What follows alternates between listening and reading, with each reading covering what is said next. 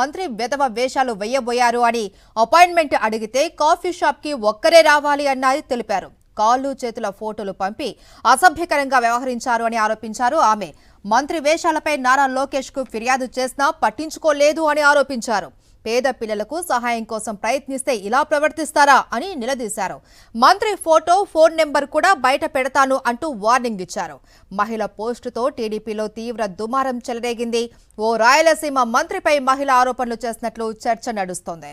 AP మంత్రిపై డల్లాస్లోని ఓ మహిళ చేసిన ఆరోపణలకు సంబంధించి మరింత సమాచారం మా ప్రతినిధి సతీష్ అందిస్తారు. సతీష్, మహేశ్వరి, ఎవరా మంత్రి అనేటువంటి చర్చ ఆంధ్రప్రదేశ్ రాష్ట్రంలో ముఖ్యంగా తెలుగుదేశం పార్టీలో తీవ్రమైనటువంటి కలకలం రేపుతుంది. శైల అనేటువంటి మహిళ తన సోషల్ మీడియాలో కొన్ని కీలకమైనటువంటి పోస్టులు పెట్టారు. ఆంధ్రప్రదేశ్ ముఖ్యమంత్రి చంద్రబాబు కేబినెట్ లో ఉన్నటువంటి ఒక మంత్రి వెధవ వేషాలు వేశారంటూ ఆమె పోస్టింగ్ పెట్టడం, ఆమె అపాయింట్మెంట్ కోసం ప్రయత్నించినప్పుడు ఆ మంత్రి కాళ్ళు చేతులకు సంబంధించినటువంటి ఫోటోలు పెట్టారని, అసభ్యకరంగా ప్రవర్తించారని, ఇది ఆత్మ గౌరవానికి సంబంధించినటువంటి సమస్య, సంఘ సేవ చేసేటువంటి ఆత్మగౌరవం చేసేవారి సమస్య అంటూ ఆమె తీవ్రంగా మండిపడ్డారు. నారా లోకేష్ దృష్టికి ఈ విషయాన్ని తీసుకెళ్లినప్పటికీ కూడా నారా లోకేష్ దీనిపైన స్పందించలేదని ఆమె మండిపడ్డారు.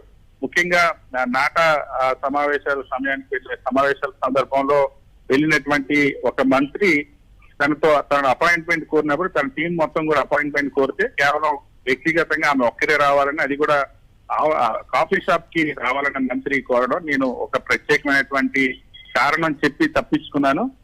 ఆ విషయాన్ని నారా లోకేష్ దృష్టికి తీసుకెళ్ళినప్పుడు కూడా పరిష్కరించలేదు. సో ఇప్పుడు స్వయంగా ఆమె సోషల్ మీడియా ద్వారా ప్రధానమంత్రి నరేంద్ర మోడీ, హోంమంత్రి అమిత్ షా, ముఖ్యమంత్రి చంద్రబాబు, ఉప ముఖ్యమంత్రి పవన్ కళ్యాణ్ కూడా ట్యాగ్ చేస్తూ ఆమె ఒక మహిళ ఇలా అయితే ఏ విధంగా నెట్టుకు రాగలుగుతారు, దీనిపైన మీరు స్పందించాలని ఆమె దృష్టికి తీసుకెళ్తాం. అదేవిధంగా నారా లోకేష్ ని ప్రశ్నించారు. నారా భువనేశ్వర్ కూడా ఆమె దృష్టికి తీసుకెళ్లేలాగా నారా భువనేశ్వర్ కూడా ప్రస్తావిస్తాం పోస్ట్ చేశారు. సో అయితే ఎవరి మంత్రి అన్న దానికి సంబంధించి తెలుగుదేశం పార్టీలో చర్చ జరుగుతుంది.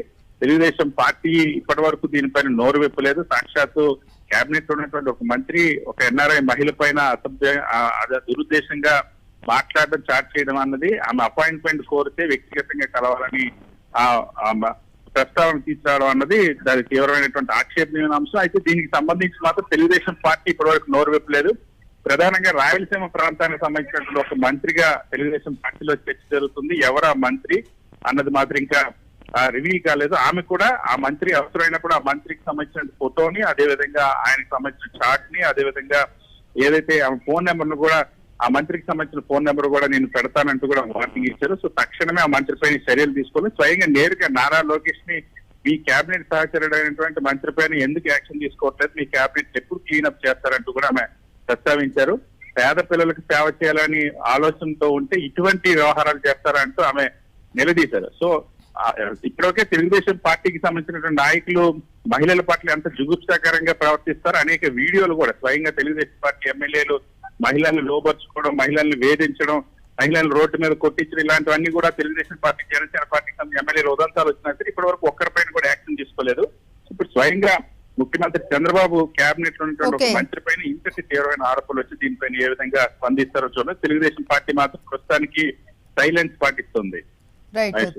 Right, thank you Satish. మరిన్ని అప్డేట్స్ కోసం ఛానల్ ను సబ్స్క్రైబ్ చేయండి. నోటిఫికేషన్స్ కోసం బెల్ ఐకాన్ పై క్లిక్ చేయండి.